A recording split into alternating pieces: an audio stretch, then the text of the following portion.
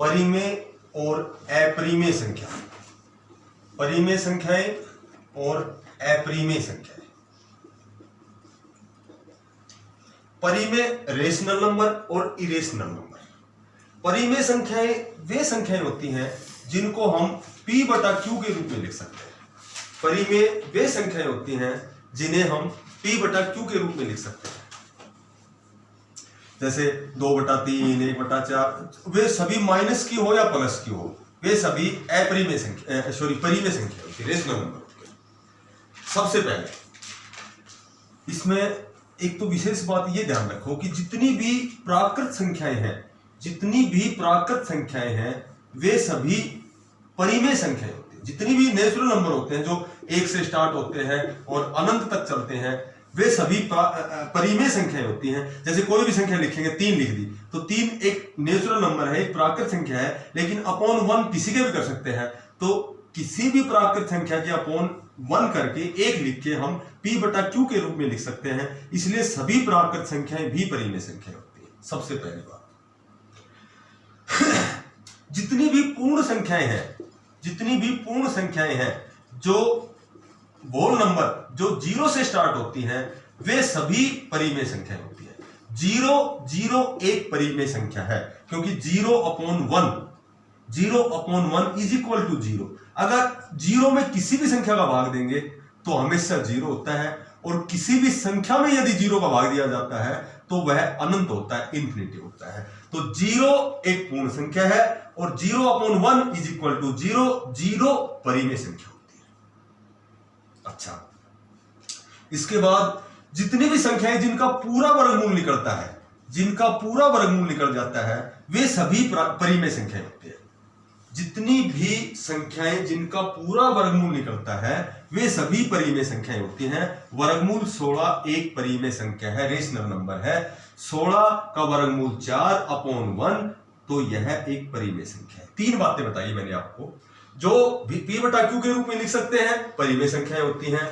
जितनी भी प्राकृत संख्याएं हैं, परिमेय संख्याएं होती हैं। जितनी भी पूर्ण संख्याएं हैं, 0 से स्टार्ट होती है, 0 एक परिमेय संख्या है। और उसके बाद में जितनी संख्याओं का पूरा स्क्वायर रूट निकलता है, जिनका वर्गमूल निकल जाता है, वे सभी परिमेय संख्या होती है। परिमेय संख्याओं में जैसे एक ऐसे क्वेश्चन आता है कि 3 और 5 के बीच में 3 परिमेय संख्या लिखो। 1 लिखो, 2 लिखो, 3 लिखो, 4 लिखो, परिमेय संख्या लिखो। जैसे ये इंपॉर्टेंट क्वेश्चन है, आजकल कंपटीशन में आता है कि किसी भी 2 संख्याओं के बीच में परिमेय संख्या यदि निकालनी है तो उसका एक तरीका बताता हूं मैं आपको। 3 यानी कि 3/1, 5/1, ये परिमेय संख्या हो गई। इन दोनों के बीच में हमें 3 परिमेय संख्या निकालनी है। जितनी भी परिमेय संख्या निकालनी हो उनमें हमेशा 1 जोड़ दिया करो। 3 और 1 4, और 3/1 पहली परिमेय संख्या, दोनों को 4 से गुणा कर दो, ठीक है, 12/4। और दूसरी परिमेय संख्या है 5/1, इसको भी 4 से गुणा कर दो, 5 का 20/4। अब 12/4 इसका हर बराबर होना चाहिए, ध्यान रखना। एक संख्या होगी 12/4, एक होगी 20/4। इन दोनों के बीच में परिमेय संख्या हमें बतानी है 3। तो एक तो हो गई 12/4 की, अगली आएगी 13/4, अगली आ गई 14/4, उससे अगली आ गई 15/4, उससे अगली पूछे तो 16/4, 17/4, 18/4, 19/4। तो ये 3 परिमेय संख्या इन दोनों के बीच की आ गई। मोटी बात ये ध्यान रखो, जितनी भी परिमेय संख्या पूछे उनमें 1 जोड़ दो और ऊपर नीचे उससे गुणा कर दो, ठीक है, और हर दोनों का बराबर कर दो, बीच की परिमेय संख्या ही निकल जाएगी। जैसे मान लो मैं कहूं 1/2 और 3/4, इन दोनों परिमेय संख्याओं के बीच में 4 परिमेय संख्या बताओ। 4, अब 4 बतानी है तो मैंने अभी बताया था इसका नियम कि 4 में 1 जोड़ दो, कितने हो गए 5। अब 1/2 को ऊपर नीचे 5 से गुणा कर दो, और भाई इसको भी ऊपर नीचे 5 से गुणा कर दो। तो ये आ गया 5/10, ये आ गया 15/20।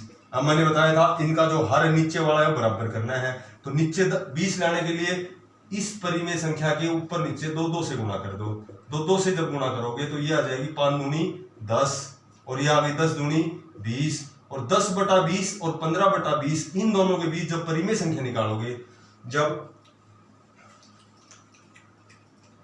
एक बार फिर बताता हूं मैं कि इन दोनों के बीच हमें 4 परिमेय संख्या बनानी है, 1/2 और 3/4।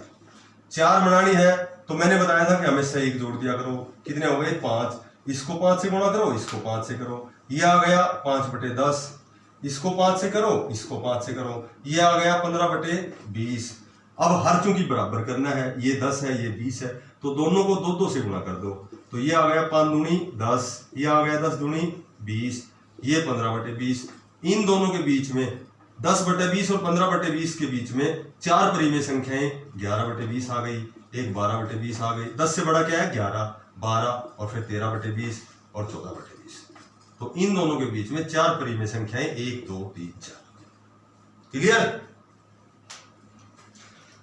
अपरिमेय संख्याएं, इरेशनल नंबर, अपरिमेय संख्याएं जिनको हम p/q के रूप में नहीं लिख सकते, अपरिमेय जिसका कोई परिमेय ना हो, जिसका कोई माप ना हो, अपरिमेय, अनंत बोलते हैं। अपरिमेय संख्याएं एक तो जिनका पूरा वर्गमूल नहीं निकलता, जैसे वर्गमूल 2 1.414, वर्गमूल 3 1.732, वर्गमूल 5 2.236, वर्गमूल 6 2.4464, 449, वर्गमूल 7 2.646, वर्गमूल 8 2.828 और वर्गमूल 10 जिनका पूरा वर्गमूल नहीं निकलता, वे सभी अपरिमेय संख्याएं होती हैं। वे सभी अपरिमेय संख्याएं होती हैं। पाई एक अपरिमेय संख्या है, पाई, इंटीग्रेशन, ये सभी अपरिमेय संख्याएं। चूंकि पाई का मान 22/7 होता है, लेकिन पाई सिंबल है, यह अपरिमेय संख्या है। और एक और मोटी बात बताता हूं आपको, जब मैथमेटिक्स की बढ़िया तैयारी करनी है तो आपको ये वर्गमूल के मान 10 तक भी याद करने पड़ेंगे। इनका बहुत योगदान होता है। जैसे नॉर्मल सा क्वेश्चन दे दिया, वर्गमूल 8 का मान 3 दशमलव स्थान तक बताओ, 3 दशमलव स्थान तक बताओ। अब छोटा सा क्वेश्चन, 1 नंबर का क्वेश्चन आता है कंपटीशन में, तो यदि हमें याद है 2.828 तो 1 सेकंड में निकाल देंगे। अदरवाइज 8 का मान 3 दशमलव स्थान तक ऐसे निकालना पड़ेगा, 1 2 3 ऐसे जोड़े बनाओगे, वर्गमूल निकालोगे, कम से कम 2 मिनट खराब होगी। तो मेरे कहने का तात्पर्य है कि आपको ये मान याद करने पड़ेंगे जिन संख्याओं का पूरा वर्गमूल नहीं निकलता, जिनको हम p/q के रूप में नहीं लिख सकते, वे सभी अपरिमेय संख्याएं होती हैं, वे सभी इरेशनल नंबर होते हैं। पाई एक अपरिमेय संख्या है और इंटीग्रेशन एक अपरिमेय संख्या है। इसमें और भी सिंबल ले सकते हैं, अल्फा, बीटा, गामा, लैम्डा, ये जितने भी सिंबल होते हैं ये सभी अपरिमेय।